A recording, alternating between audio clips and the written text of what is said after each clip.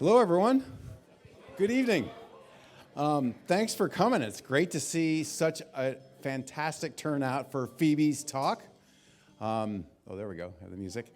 If everyone could just remember before I forget to put your phones on silent. We are also live streaming this, so we want to try to avoid the noise going out on that as well as in here. My name's Bo Hoppen. I'm the Executive Director of the Hurricane Island Center for Science and Leadership. I've had the great pleasure of being with this organization for a little over 5 years.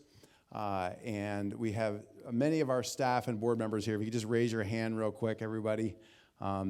It's a great crew and fantastic staff, a fantastic board, and feel really lucky to work for this organization. Our mission is to integrate scientific education and science research to prepare leaders to challenge the really, to prepare leaders to solve the really challenging environmental problems that we're going to be faced with. And that came to light for all of us in the recent storms. And our mission is to prepare those leaders, whether they be young or older scientists, to think critically, to think creatively, to solve those problems. And two of those people are here tonight. Dr. Anya Hoppel, our new Science and Research Director over here. She's going to come up and introduce Phoebe in a second. And then Phoebe back here, who's going to give this talk. I'm going to let Anya introduce Phoebe. But this is a great team. I would like to thank the Lesher Family Foundation for sponsoring us tonight. And this team is getting this new field research station going. And you see all these pictures around here. And that one back there shows its elevation. And one of the things is it's built for climate resilience. And when we started this project, we were like, wow, up 9 feet above grade, 11 feet above mean high tide. That seems crazy. That seems excessive. Why is FEMA making us do that?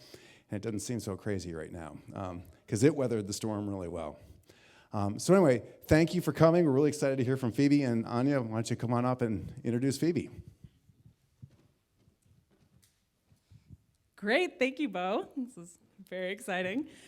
So Phoebe has done a lot, so you will have to excuse me while I have my cheat sheet of all of her accomplishments up here. And I just have to say how thrilled I am to be able to introduce Phoebe tonight. She's one of the reasons that I'm here in Maine, and a lot of the reason I'm sure we're all very excited to see this incredible work that she has been doing. So she is a marine scientist with a passion for understanding and protecting our ocean ecosystems. Her journey in marine science began in Boston University, where she earned her BA in biology with a specialization in marine science. Since then, she has embarked on a diverse career spanning experiential education, community research, and scientific communication.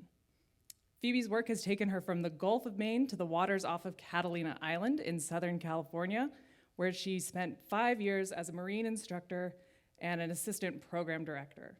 Her academic pursuits have led her to, her academic pursuits led her back to Maine, where she completed her dual master's in marine science and marine policy at the University of Maine. Her research has delved into topics such as lipid accumulation in copepods and perceptions of fishermen with scientists in cooperative research. And for the last 8 years, Phoebe has been an integral part of the Hurricane Island Center for Science and Leadership. She has spearheaded research initiatives focused on community-driven questions, including studies on scallop populations and aquaculture. She is currently focusing full-time on her PhD and developing environmental tools to monitor reproduction and recruitment processes in aquaculture and wild shell fisheries. Beyond her scientific endeavors, Phoebe is deeply involved in promoting diversity, equity, and inclusion in the scientific community. She serves as the co-chair of the Diversity, Equity, and Inclusion Committee for the Organization of Biological Field Stations and is the section editor of the field section for the Ecological Society of America's Science Bulletin. Yeah. Her dedication to her work and her passion for the ocean are truly inspiring, and I know we're all very eager to hear more about her research and experience. So please join me in welcoming Phoebe Jeklich to the stage.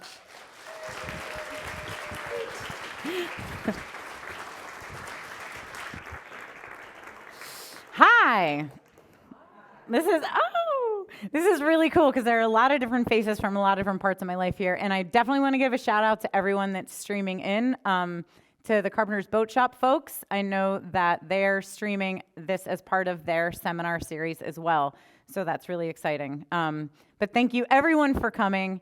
Yeah, this is a little surreal. It's pretty cool. And actually, the Copepod guy, if you want to talk about copepods, I did my master's in copepods. Dr. Jeff Run just sitting in the front. You can talk to him about copepods after this session as well if you don't want to talk about scallops. So there's a lot to cover, and I'm pretty casual about things. So you'll notice that I'll have some audience participation. And I like to interact with everyone while we're here. So don't be afraid to even yell out a question in the midst of while I'm talking. Just go for it. So today we're going to talk about gonads and gourmet, unveiling scallops, plump treasures, and bounty potential. Raise your hand if you have seen a whole live scallop. Cool, good. Raise your hand if you have sorted a spat bag.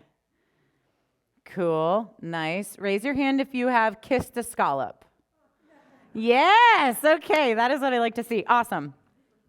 All right, so I'm going to give just a very brief intro to bivalves and talk about what makes scallops so very special. We're going to talk about scallop reproduction and some of the research going on there. We're going to talk about larval ecology and some research that we have happening there. And I'm going to close with some additional thoughts. And then there will be time for questions and whatnot. But don't hesitate to yell out if anything is really, really surprising or confusing. And there will be some slides, some science slides that I'm going to walk everyone through that sometimes are confusing to me. So we're all in it together. So intro to bivalves. Scallops are special.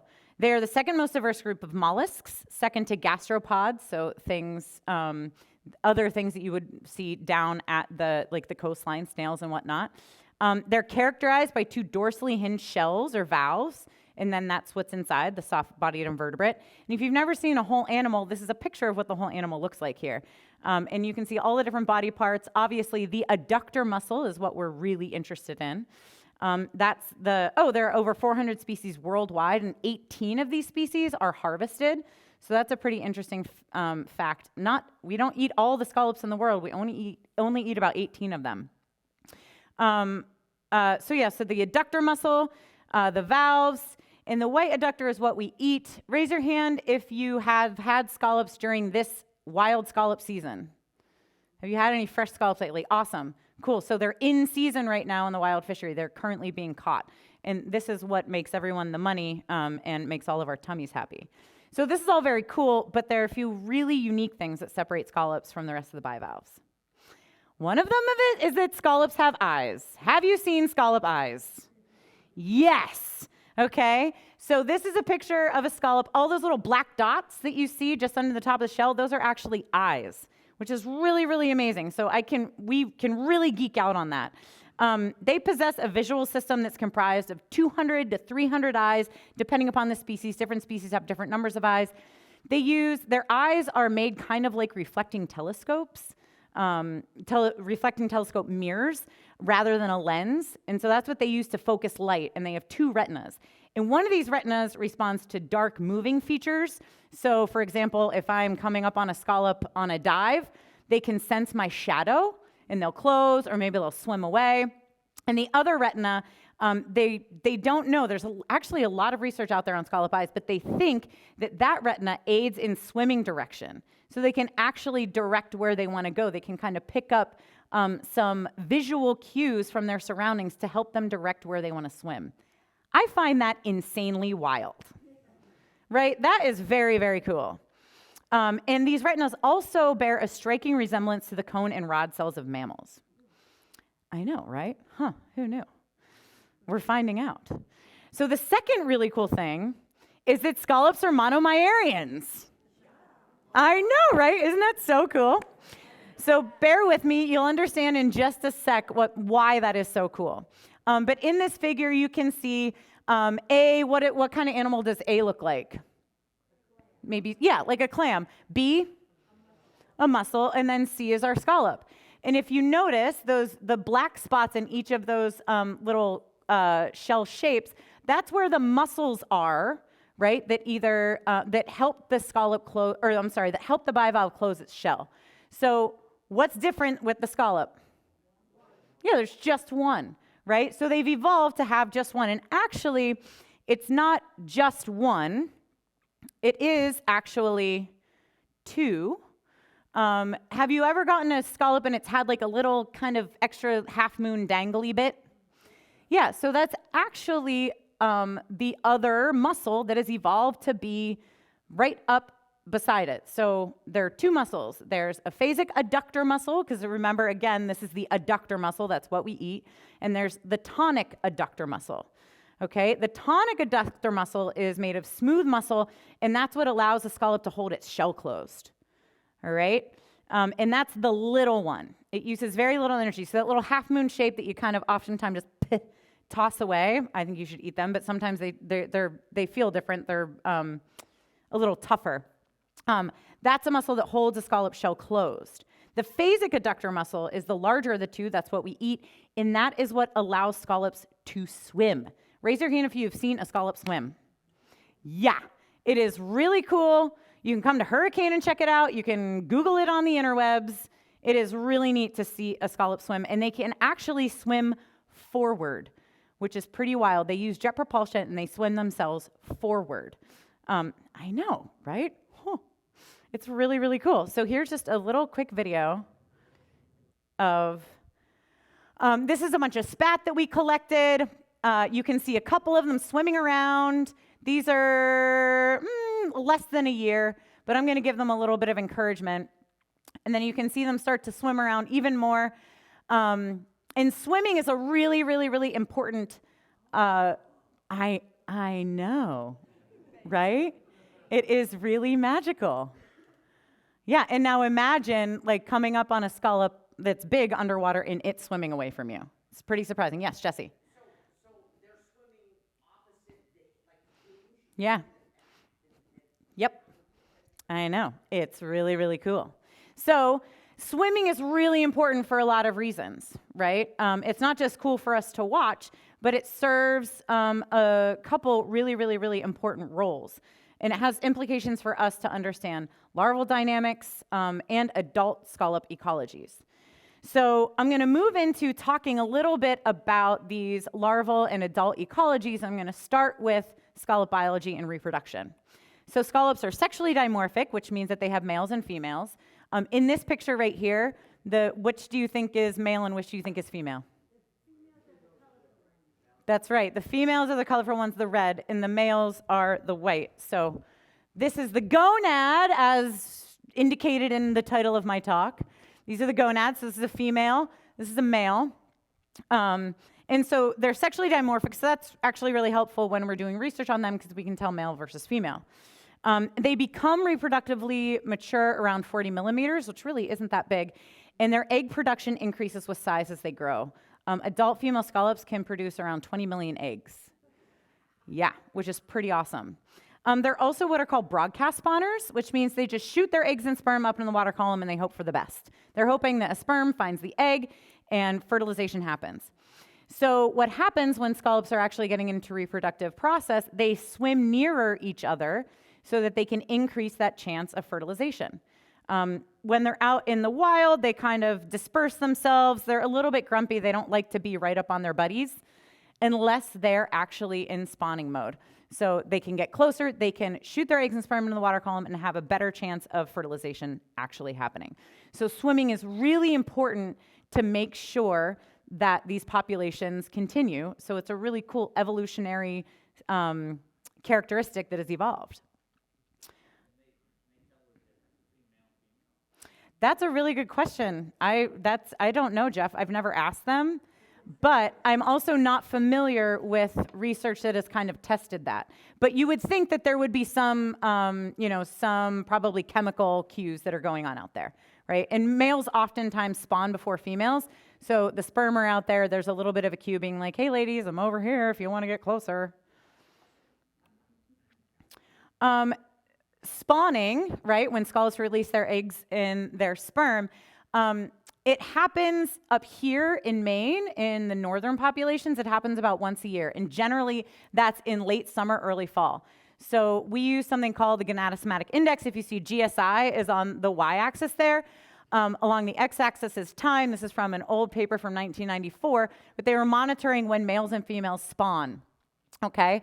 And the GSI is essentially telling us the proportion of energy that an animal is putting into reproduction. So it's the proportion of the gonad to the rest of the soft tissue. So how much energy are they putting in? And as you can see, scallops start the building process, right? They start thinking about spawning way back in, now. They're actually starting the gametogenic cycle now. And so that GSI is really, really, really low. They're not ready to spawn yet. But as they get into the fall or the late summer and early fall, you can see that GSI increase. So they're putting 30 to 40% of their energy into reproduction at that time. And then you see that big drop off. That means that they've spawned, right? So their gonads are getting bigger and bigger and bigger. They release all of their gametes, and then that GSI decreases. So up here in Maine, we see about 1 spawn a year. Oftentimes, it happens end of August, early September. And that's a lot of the work that we've been doing on hurricane, a lot of the work that I do in my PhD, and a lot of, I've been thinking about gonads for about almost 10 years of my life now. So, and it's really important to understand the reproductive investment in these organisms and the timing of that reproduction in order to inform our understanding of the larval dynamics that we see for this really important, commercially important species. So now I'm going to talk a little bit about larval dynamics. This is the life cycle of scallops. We have our adults here, big, beautiful, lovely adults. They do their reproductive thing. And then we get into all of these other periods of the life cycle that are larval periods. So if you kind of work your way around this, you can see it takes about 30 to 45 days for a scallop to become a little settling out scallop that we're going to collect. All right? And I'm going to focus on this period for just the next couple of slides. But it all happens pretty quickly, I guess, kind of from once they're fertilized. They start to look like a scallop pretty quickly within like 3 days, which is pretty cool. I don't know why I did that, but there we go. Okay, so once scallops spawn and fertilization has a chance to occur, the eggs are negatively buoyant, so those eggs fall to the seabed. They drop to the seabed after they're fertilized, and after about 24 hours, they begin their transformation into their planktonic stages, up into the water column, where they spend 30 to 45 days. Now, let's say that we were all light enough to be blown up into the air and drift around on the air currents, you could go a lot of different places in 30 to 45 days, right? Same thing with scallops. They're out there drifting along in the currents. So larval dynamics are really hard to capture because scallops have such a long planktonic period, and our oceans are so dynamic, which is amazing. They transition through the series of these different larval stages within this time, and they eventually begin to settle out after the petavillager stage. Peta means what? Yeah, they get a little foot, and they can actually kind of crawl around, which is really cool. And they start looking for a place to start to grow up, and sometimes that's our spat bags. I'm going to talk more about spat bags, but who knows what a spat bag is? Yeah, I know some spat baggers in here. So that's how we catch baby scallops if we want to catch baby scallops. And we'll talk more about that when we get to the aquaculture. What's really important to know here is that there's no hatchery for scallops, right? So most every oyster that you eat has actually come from a hatchery. They spawn them in the lab, they grow them up to a certain size in the hatchery, and then they sell them to the oyster farmers who are growing them up on their farm in the wild. But most of our oyster populations are from hatcheries. We don't have that for scallops. So that's a really important thing to remember as we continue through this talk. Yeah? Yeah, so they do have some capacity to move up and down. I mean, of course, they're working against some pretty intense forces, right, in the ocean. But they can, if they get into saline water or to fresh water, they can try and move out of it. And oftentimes, in some studies, it kind of depends upon where you are, but they find that most of the time they tend to congregate above the thermocline until they really have to get down and find habitat. So we do find them up in the 10, 20 top meters of the ocean.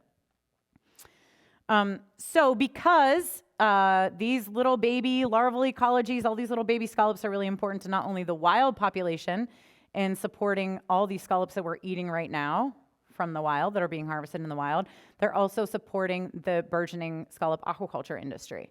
So understanding these larval dynamics and understanding these adult ecologies is really important to supporting both of these industries and their sustainability in the future. So larval ecology is also greatly influenced by the circulation patterns. Like I said, if a little baby scallop is out there, they're drifting around. They can go all kinds of places.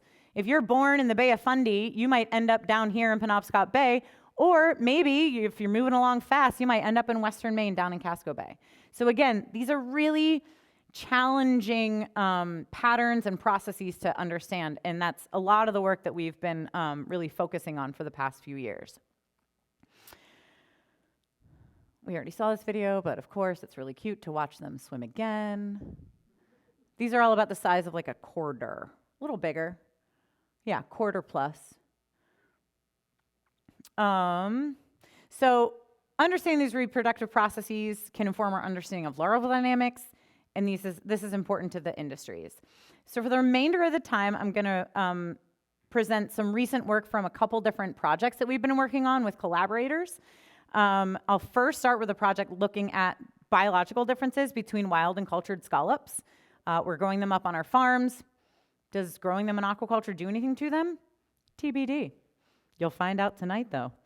And then we'll move into a project looking at scallop larval distribution along the coast. So really addressing both these adult and larval ecologies. Any questions before I get into super presentation mode? Yes, Susan?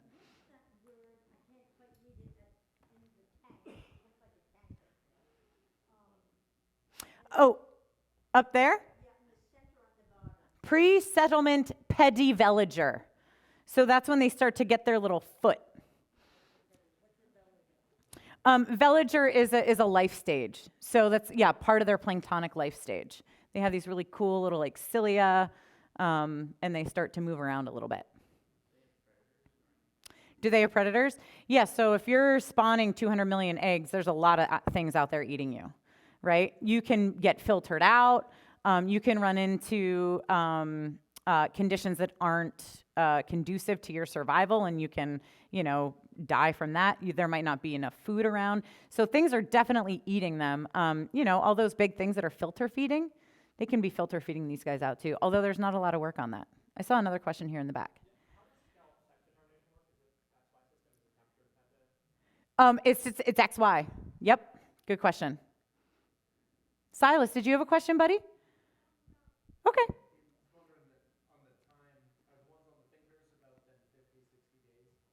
Oh, yeah, good question. So, yeah, those ones are actually about, let's see, we resorted those in May or June.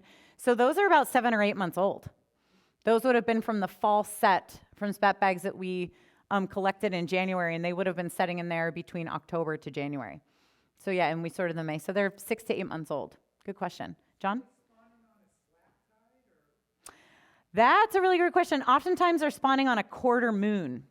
So it's, I don't know if there's a big difference between slack and high tide. It could be dependent upon where they are, right? That specific population. But they often are spawning on the quarter moon, not the full or the new. I know. I mean, the moon. Gotta love it. Yeah, Ange. Can an adult scallop filter feed its young? That's a great question. I wouldn't be surprised, but most of the time they're eating phytoplankton. Yeah, they can eat. They can do some selective feeding, but oftentimes they're eating things that are generally smaller than the larval stage especially. Good question. All right, so now we're going to talk about some of these adult ecologies. So this is from some work that was funded by the Davis Conservation Foundation, Hurricane Island Center for Science and Leadership, and Maine eDNA. And it's really comparing energy investment strategies in farmed and wild scallops. And lots of people were involved in this over time. Most of the names that you see up there are the Hurricane Island research team over the past 4 to 5 years. And it would not be possible without any of them. There's a lot that goes into this piece. And it would also not be possible without people like Marsden and Bobby Brewer, who are the top two pictures. They both always have amazing shirts in the summer. And Marsden and Bobby are really the innovators, I would say some early adopters of this industry. I call Marsden the grandfather of scallop aquaculture. Between those two, they have probably more information in their brain about scallop aquaculture and raising scallops than anyone in the state. So they have a farm that is just south of Stonington off of Andrews Island, if you're familiar with Andrews Island. And they allowed us to access their farm for weekly sampling for this project. For 3 years in a row. So, and also really informed our experimental design and some of the research questions coming out of this. On the bottom, you have Hannah Twombly and Connor O'Neill. They own a farm on North Haven Island. They just got their standard lease approved, so they're expanding their operation, which is really exciting. Marsden and Bobby are Penn Bay Farm scallops. You can look them up online and you can get scallops from them. And Main Island Aquaculture, you'll be able to get scallops from Hannah and Connor in the future. So again, none of this work would be possible without them providing access to their farms, selling us scallops, and partnering with us in this work. So shout out to them. I think Marsden is listening somewhere. So scallops are economically important, right? A lot of you raise your hands, you're eating the scallops. They generate a fair amount of income for people here during the winter, especially. Lots of people that engage in the lobster industry, they rig up their boats to go out and do scalloping in the winter. $8.8 million in Maine in 2022. It's managed, this resource is managed in 3 zones along the coast. So zone 1 is basically New Hampshire border to western Penn Bay. If you're on the ferry, you're crossing the line from zone 1 into zone 2. So it's basically all of the western coast for zone 1, the entirety of the remaining coast for zone 2. So western Penn Bay all the way down to Cobscook, and then Cobscook itself is zone 3. It's managed in its own funky little amazing space up there. So it's managed in these 3 zones along the entire coast. I'm not going to go too far into it, but in zone 2 there's a series of rotational management. So an area is open for a year, and then it's closed for 2, and then it's open again. So a 3-year rotational management system. And so alongside this established economically lucrative and healthy fishery, aquaculture is growing. Is anyone here involved in the aquaculture industry? Yeah? Cool. Nice. Yes, I know. I saw a couple, maybe, yeah, you are. So aquaculture is growing. A lot of it is happening. And one of the species that is continuing to grow and be cultured are scallops. So this is actually a figure from GMRI that they made in 2021. We still need to update this. But this shows all of the farms that have either listed scallops as a species that have listed scallops as a species to grow, either a primary species or a secondary species. So you can see that there are a lot of farms all along the coast with the potential to grow scallops, and this has actually increased since 2021. There are now about 4 or 5 farms that are actually selling scallops into the market, but there are a lot more people kind of coming online and starting to develop their own farms. So it's really, yeah. Good question. LPA is limited purpose aquaculture. So, and that is, it's the smallest aquaculture site that you can have. One LPA is 200 square feet or 400 square feet. Yeah. And you can have up to 8 LPAs, and then you move into a different kind of size class, if you will. On Hurricane, we have what's called an experiential research lease. So it maxes out at 4 acres, experimental research lease. Not experiential education, but experimental research lease. It maxes out at 4 acres, and you can, if it's for research, you can renew it every few years. If it's for commercial purposes, you can't renew it. But so as you can see, these are all along the coast. Aquaculture is growing, scallop aquaculture is growing, and it provides a really, and again, right, both of these industries rely on the wild seed. So remember that there's no hatchery. So we have this really unique opportunity of overlap of wild and farmed populations, right? All these aquaculture farms are popping up in this entire scallop coast. And while these industries overlap, they actually inhabit different parts of the water column, okay? So they essentially have different habitats. So here we have scallops that are grown in aquaculture. We grow them in nets. They're called lantern nets. Sorry, I'm not used to having a microphone. We grow them in what are called lantern nets, and they're these vertically hanging nets. That line, so as you can see in my little sketch of the surface of the water, and then the line across is a horizontal line where the lantern nets hang down from. That horizontal line sits anywhere from 10 to 30 feet below the surface, and then the lantern nets hang from that, and we grow our scallops up in there. So they're up in the water column, they're not touching the bottom, they're experiencing maybe different flow regimes, different light regimes, different food accessibility, and they're off the bottom, so they're not accessible to predators. And they're also in very high densities.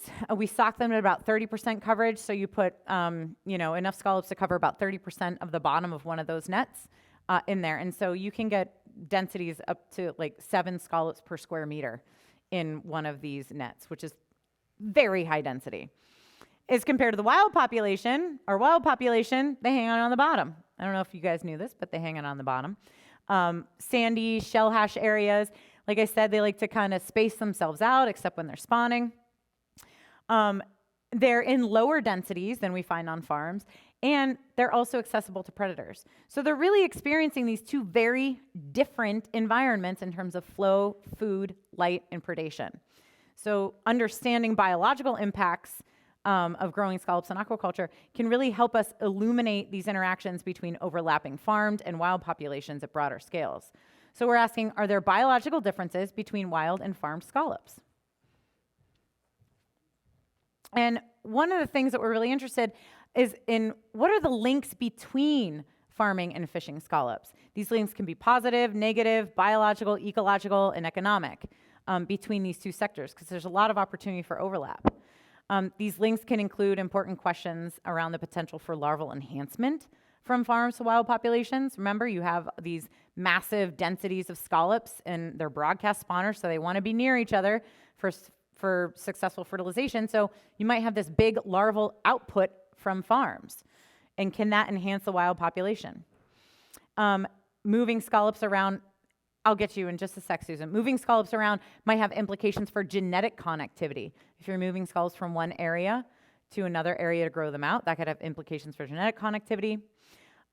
They give us a really interesting model to look at responses to environmental variability, right? If we're growing scallops in 2 different environments, maybe that can tell us something about how they might respond to the changes in the environment that are coming our way.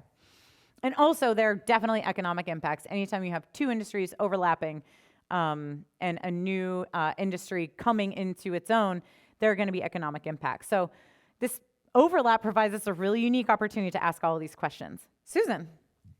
What size are they when they spawn? Are they fully grown, like the lower one on the right?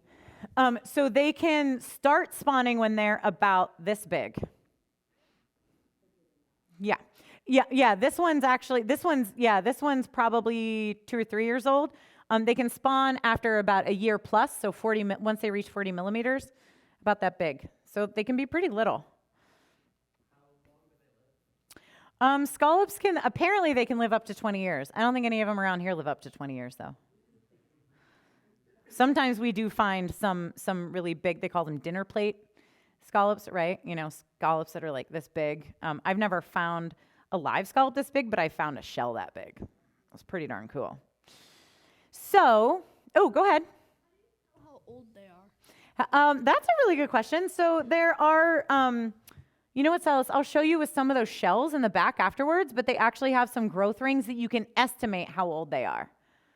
Yeah, so I can show you that after this, for sure. So some of the things that we're looking at to understand these potential biological implications of growing scallops in aquaculture are these. The objectives for this goal for this project were to compare morphometric data, so measurements in culture and wild scallops, explore this energy allocation question, compare the reproductive investment, onset, and progression of spawning events between wild and cultured scallops, and then relate this data to environmental variability. So how did we do this? It was a lot of time running around Penobscot Bay, visiting scallop aquaculture farms, diving, and dissecting scallops, truthfully. So we went to the farms of Hannah and Connor and Marston and Bobby weekly. So we sampled at all three of these locations, Hurricane, North Haven, and Stonington. We did this on a weekly basis, June through October, from 2020 to 2022, so 3 years. There was 1 year where we collected through the winter, but it's pretty hard to do that, actually, especially if you're trying to dive for the wild population on a regular basis. So we only have 1 year data for that. And then at each one of these sampling events, we collected shell height, so the height of the shell itself, and then wet weights of total viscera, so all the soft stuff on the inside, the adductor, the part that we eat, the gonad, the part that I'm interested in for reproduction, and then the shell weight, how heavy are those shells? And we also collected environmental data, so looking at temperature, salinity, all that kind of stuff at each one of these sampling events. So this is a little bit of a complicated slide, so I'm going to start slow. So in the upper left-hand corner, that's a picture of the scallop. You're going to see this picture a couple more times. That what's circled is the adductor muscle, right? So the part that we eat. And this figure is showing the mass, so how heavy those meats are, right? Of wild scallops in the yellow and farm scallops in the green. And looking at 3 different size classes. So 80 to 89, 90 to 99, and 100 to 109. Okay? Scallops in the wild, you're allowed to harvest them within the 100 to 109 size class. All right? So that's an important thing to know. And what we see here is that scallops grown in aquaculture essentially have bigger meats, right? They have heavier meats than those from wild populations. This figure shows the same thing, just in a linear relationship. And so farmed are meatier scallops. You're getting a bigger meat from the same size scallop in the wild, okay? So we see the same relationship for both gonads and viscera, right? So scallops in aquaculture maybe are putting out more eggs, right? Maybe they're more reproductively successful. And we also see it for all viscera, so all of the soft things, okay? So farmed, greater reproductive output, they're meatier, and they're just in general putting more energy into body tissue. Yes, Jess? Are there diets different?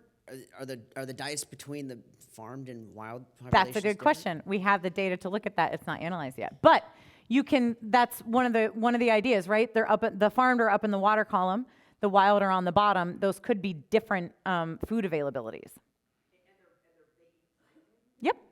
Yep, filter feeders, yeah. What about the potential for different energy output? Say a wild scallop would, with all those eyes, would need more attention to the threats, and one that's in a docile netted system would have less energy expended in survival. That's exactly one of the hypotheses, right? Is that they're putting. That's right. They have an easier life, so they don't need to escape from predators as much. They're hanging out, maybe just filter feeding.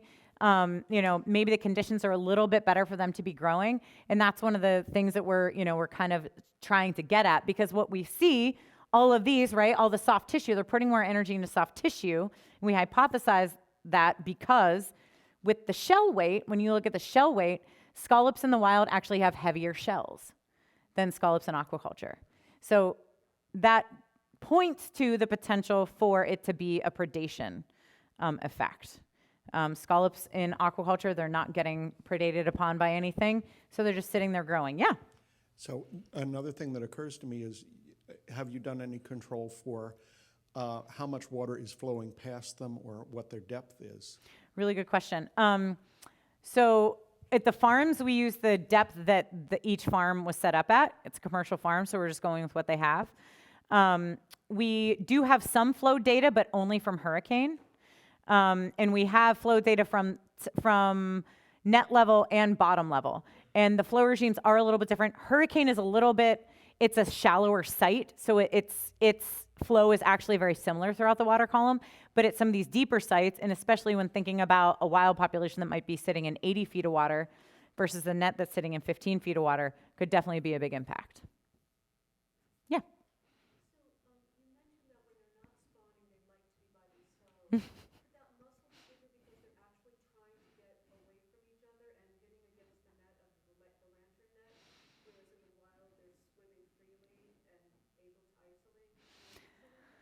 That's a great question. I don't know. Yeah. Yep, totally. Yeah. So she was asking if the muscle in the net might be bigger because they're actually exercising it more because they're trying to get away. I'm not sure. We could put a GoPro out and see if that would be it. But I do think that it has something a little bit more to do with this predation effect or just the difference in environment because they're just sitting there soaking up all of that plankton and they're not having to escape from predators. Yeah. Do you think there's any selection bias for what type of scallop gets caught in a scallop bag? So we really only have one. Well, what do you mean? What species? To actually end up with a scallop in a scallop farm, is there any selection bias for like? Does that question make sense? So that is a good question. So you can't really. I'm going to say no, but I need to think about that more. It's a good question because you can, after selecting it, you can select out for faster growers. That's a theory that some of the growers have is that, some of them grow faster than others. And so they sort them out to be a certain size, right? They want the bigger ones that are growing faster than all their buddies that they caught them with. So they sort them out and they'll grade them like that. So in the long run, they could be selecting for that. But in the spat bag itself, I would say no. Like initial catch, no. These are really great questions. Yeah, Susan, you got one? Yes. When they're in the spat bag, how do they grow to full term in the spat bag? When they're in the spat bag, they grow to, I mean, then we take them and we put them in a net on the farm. Oh, gotcha. Yep. A net, different net. Yep. So all that video that I showed of the spat, right? Yeah, those were caught in a spat bag, then they were put in one of those vertical nets and grown up a little bit. And they grow to full term. They grow to full term in the vertical net. Yep. They just keep growing in that net. Yeah. I was wondering about this. We've always heard about scallop aquaculture, that the best way to do it is to drill a little tiny hole in the shell and hang them. And it doesn't appear to be what you're doing at Hurricane. And I wondered if that's just rejected technology or if there's still people doing it. No, if you've heard of Vertical Bay, Vertical Bay is a farm in just kind of off of Islesboro. Andrew Peters is based out of Belfast. He is using the ear hanging method. And it's really each grower decides what's best for them. We don't use it on Hurricane because our site is a little bit shallower. So it's hard for us to get long drop lines. For our space that we have, the lantern nets are best. Good question. I'm going to keep going. So we know that, hold on, let me back up and re-get my brain here. Okay, we know that basically scallops grown in aquaculture have larger meats, larger gonads. They put more energy into soft tissue and maybe a little bit less energy into shell than their wild counterparts. What we also know, and I talked about GSI earlier, remember we use it to monitor the timing of spawning and also to understand how much energy they're putting into reproduction. What we also know is that these larger size classes that we're thinking about, because that relationship, right, it's a proportion of gonad to the rest of the meat, it's really, they're putting about the same amount of energy into reproduction in wild and cultured populations, because remember, it's a proportion. But when we look at the smaller size classes, okay, so this figure right here, these are smaller size classes, 60 to 79. So these guys are like this big or so, 70 to 79. Their GSIs are higher than their wild counterpart GSIs. So they're putting more energy into reproduction at smaller size classes, which is kind of cool for aquaculture farms because you have a lot of scallops at small size classes. So that could be ecologically significant. So there's a lot more to kind of dig in here, but this is some of what we're finding. And I'm going to actually fly through this one. So spawn timing is not affected by aquaculture. Just remember that. I'm gonna fly through that one. So we know that scallop aquaculture alters energy allocation. They're putting more investment in tissue and less in shell, and they're putting potentially more reproductive investment into these smaller size classes.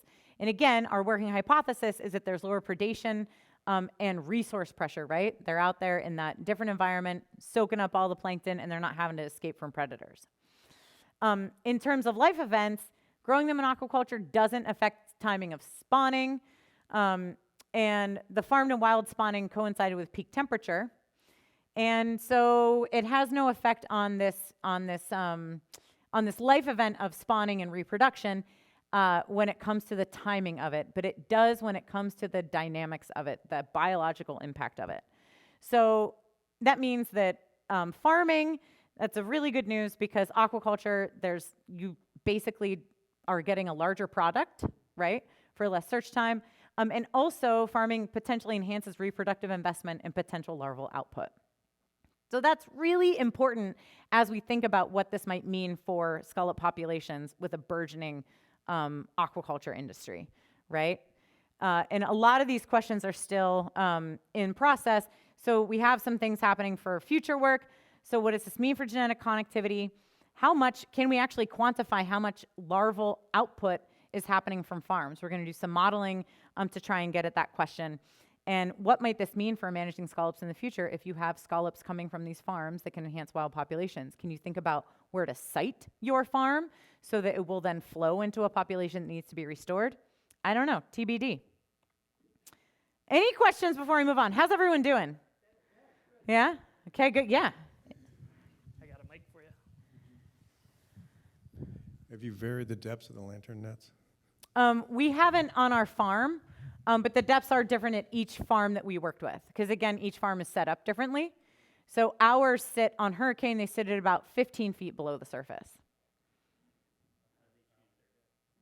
How do they choose it? It's site dependent. You know, so our depth maxes out at about 45 feet.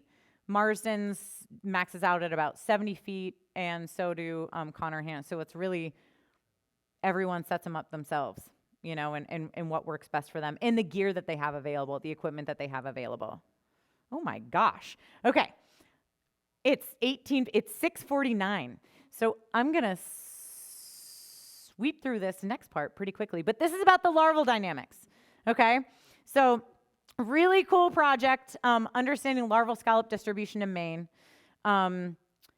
We've talked about all these potential benefits, larval spillover, the seeding of populations, and the fact that the wild and the aquaculture industry rely on wild seed collection. So we've been doing this really cool project with fishermen and farmers up and down the coast, Maine Center for Coastal Fisheries, Colby College, and a bunch of fishermen and farmers. We have been deploying spat bags all up and down the coast. So the goal is to evaluate the spatial and temporal variability in larval supply and to develop a low-cost and replicable monitoring protocol to engage the industry. So something that they can do themselves. They can put out the gear themselves and participate. And also get fishermen and farmers talking to each other because there is so much of this overlap. And then we have some education that happens in it as well, of course, because we always have education. So these are some pictures of farmers sitting and selecting the sites where we were actually going to put the spat bags.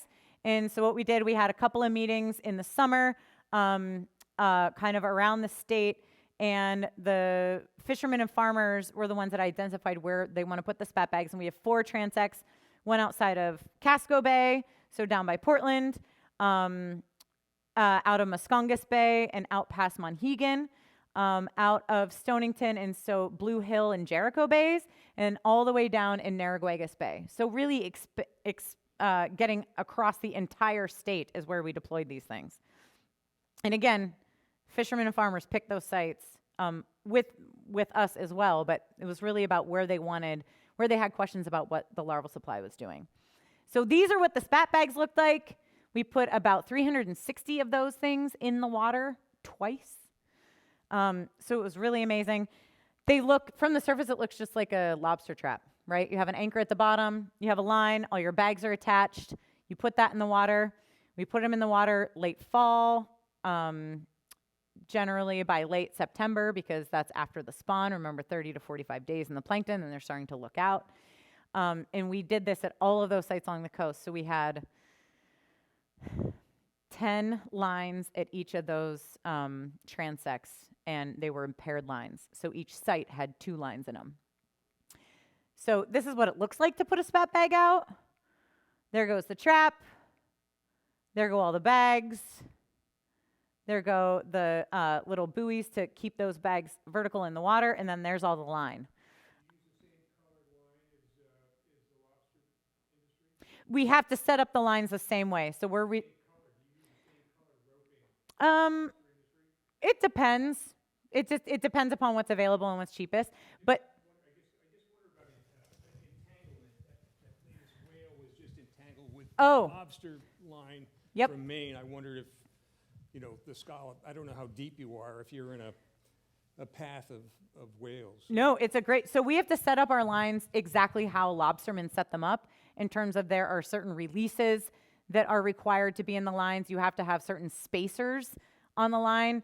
You have to have certain colors wound into it. So we set our lines up exactly. You're required to, by law, if you have a SPAT license, to set your line up the same way that a lobsterman sets his line up in terms of specifically for that reason, right? So that's a great question. So we put all these bags out. We hauled them all back.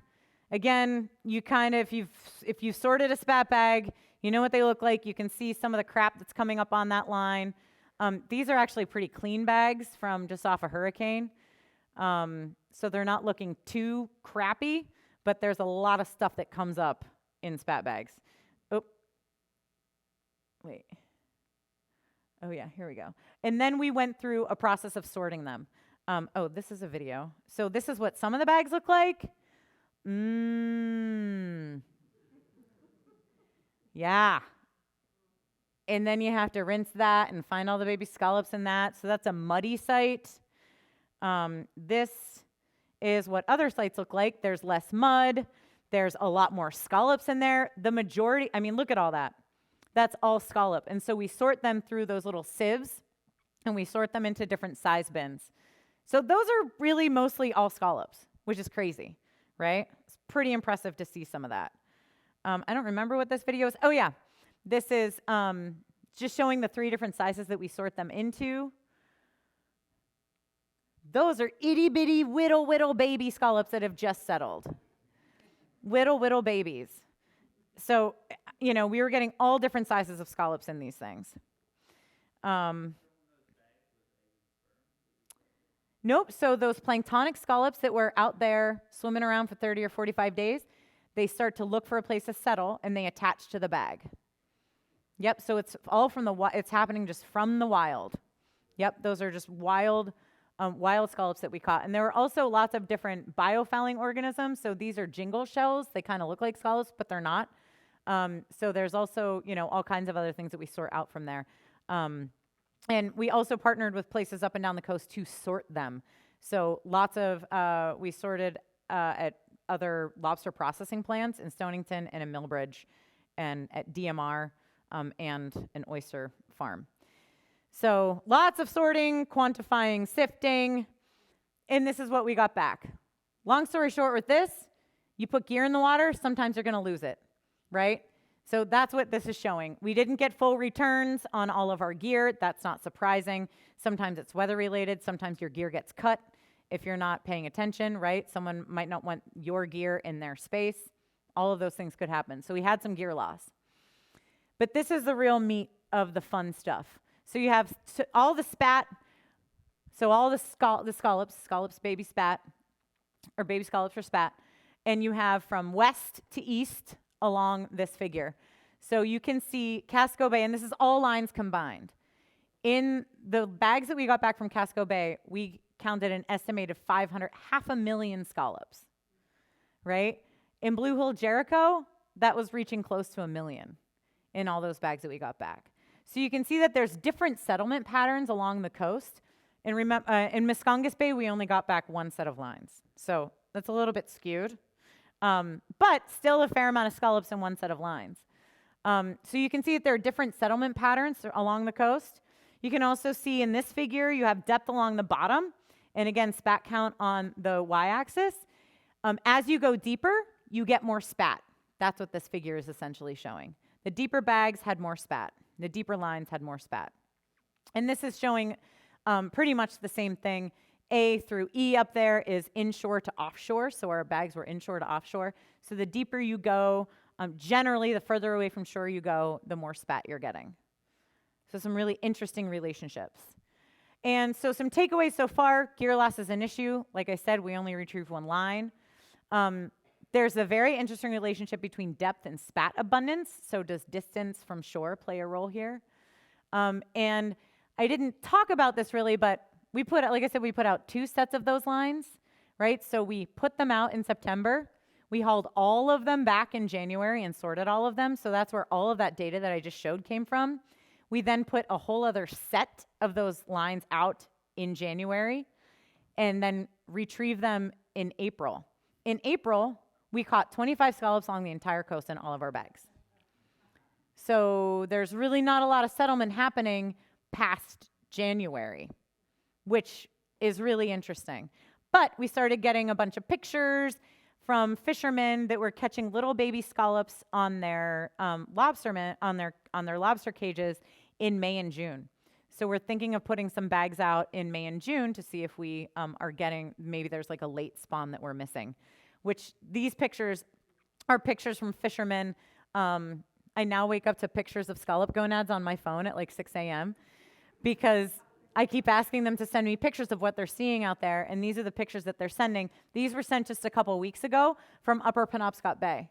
And these aren't quite ready to spawn, but they're getting there, you know? So maybe there's a spawn coming in maybe March or April, which would then mean that there's gonna be settlement happening in May. So we're expanding on this project. We got more funding for it, for another year of funding, and we're actually now sampling out in federal waters. So all of this, our first project was just in state waters. We've now put bags out in federal waters, which is really important to inform exchange with the federal fishery. And we're presenting on this in a bunch of different places here tonight as well. We're analyzing, really Anya is analyzing a lot of this data, so shout out to Anya. We're analyzing data that we have so far, and we will be bringing our next set of lines back in April. So if anyone is interested in sorting spat, please let me know. We would love to have you. Literally, give me your number and I will call you, and you can meet us somewhere along the coast and you can come help us sort spat because it takes a long time. Yeah, David. Is Penobscot Bay being considered, or if not, why not? Good question. So the goal, the fishermen didn't pick like a whole Penn Bay transect. And part of that was decided because we do put our own spat bags out around Hurricane. So we do have some spat data from our bags around Hurricane and in Muscle Ridge. But we haven't decided on a whole Penn Bay transect just yet. But what we are talking about is trying to get data from the other farmers and fishermen that are putting spat bags out to see if we can collate that data and add it into this. Yep. So, final thoughts. Adult and larval ecologies are really important, and working with industry is a must. For all of these questions that we're addressing, if anything has to do with fisheries, you should be talking to the industry members and getting their input. And that has been essential to our work. We've talked about all of these outcomes anyway. Farm scallops have bigger meats and bigger gonads. That means a larger product and more potential larval supply from farms. Timing of spawning is no different between wild and culture, but it could still be different along the coast. So that's some future work. And in terms of larval supply, deeper water gets more spat so far. And settlement is variable even within sites. And maybe we'll see, again, that spawning difference along the coast, but we still have to figure that out. The fishermen are on it, and we're looking into an app that you can use where they can actually just take a picture of the scallop once they've opened it and shucked it, and it will do the analysis in terms of where it's at reproductively itself. This has been developed down at the Commercial Fisheries Research Foundation. I think that's who developed it, down in Massachusetts. So it's called ScalApp. So be on the lookout. Harvesting a bunch of them that are about to be primed and to collect for good question. So then to collect the gametes and then spawn them that way? So scallops you can't do that with. That's another special thing about scallops. You cannot, so oftentimes to get oysters to spawn and like everything that happens in the hatcheries, they do what's called strip spawning. So you can kill the oyster and you can open its gonads and you can combine the eggs and sperm and they'll still fertilize. For female scallop eggs to be fertilized, they have to go through the oviduct. So we don't have that shortcut, or else maybe a hatchery would be easier, but no. Scallops are complicated and special, so you have to spawn them. So yeah, that's it. Again, these are some pictures of the Hurricane Island research team. Madison especially was there for all 3 years of this work. Lucy was there for 2 years. Carlton and Essie were there for a year. And this is a we thing, not a me thing. I want to make that very, very clear. So it's not just me doing this. There are so many people, researchers, organizations, funding sources, fishermen, farmers, managers making this happen. So this is a we thing and not a me thing. But thank you all for coming. I'm sorry that I talked so much.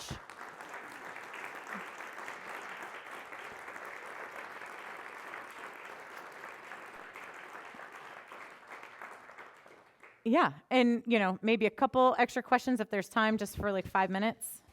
Jess? Well, I guess I'm just interested about the shell thickness between the farmed, because one of your questions was about like spawning or population enhancement, I guess is what you were saying. Yeah. And so like, is there any negative effect, I guess, on introducing a thinner shelled scallop into the ecosystem? Great question. So I didn't show this, but a really cool little project that we did kind of towards the end of the season was a movement study.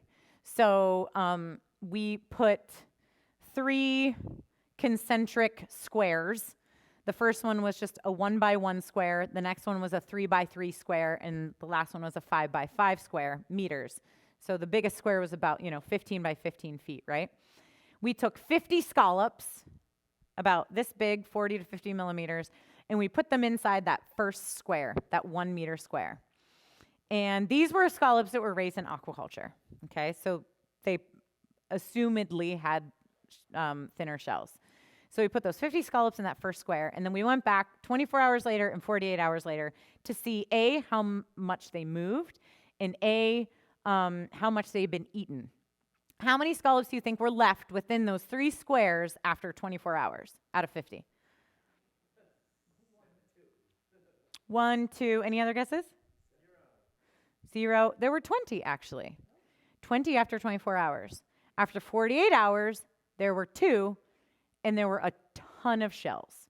So we also recorded the predators, right, that were around when we deployed those 50 scallops, and then at 24 and 48 hours.